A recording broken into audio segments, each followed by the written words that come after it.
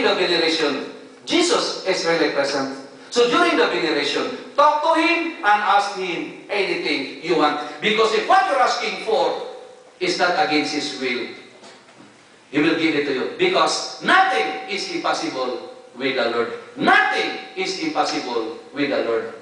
And then from Jesus, we have to also pass through Mama Mary. Because Mama Mary said, I am the mother of mercy. And that without Mama Mary, there is no Jesus. That's why wherever the Son is, there is the Mother. Wherever the Mother, there is the Son. Because if it's only one, then it's a fake. And in fact, that image of Mama Mary, that is not just an ordinary image. That was also given to me when I give my testimony at the shrine of Guadalupe in Mexico City. Because when I give my testimony at the shrine of Guadalupe in Mexico City, more than 20 bishops attended, more than 300 priests, and thousands of laymen. And after my testimony, that was given to me as a gift by the Archbishop of Mexico City. So I brought it along to the Philippines, to Cebu.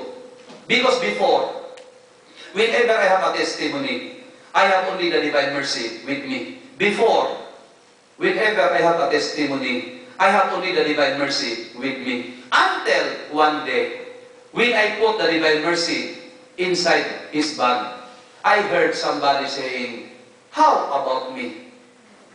And when I looked around, nobody was there except the image of Mama Mary.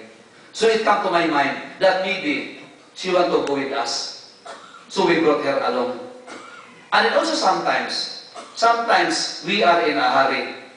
Especially if the time is limited. We are in a hurry. So we have only the Divine Mercy. I have only the Divine Mercy with me. And I'm already outside our house. And I can hear somebody shouting, how about me? So I have to go back and get Mama Mary. And since then, wherever we go, she go with us.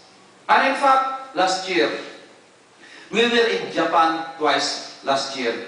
And in Japan, there are so many Japayuki, Filipina entertainers. And they have cell phone with video. And when we took video of Mama Mary, they saw Mama Mary open both her eyes and smiled at them. So they're all crying, shouting, because they said, even how sinful they are, but yet the Lord loves them. Because Mama Mary showed him a miracle. And not only the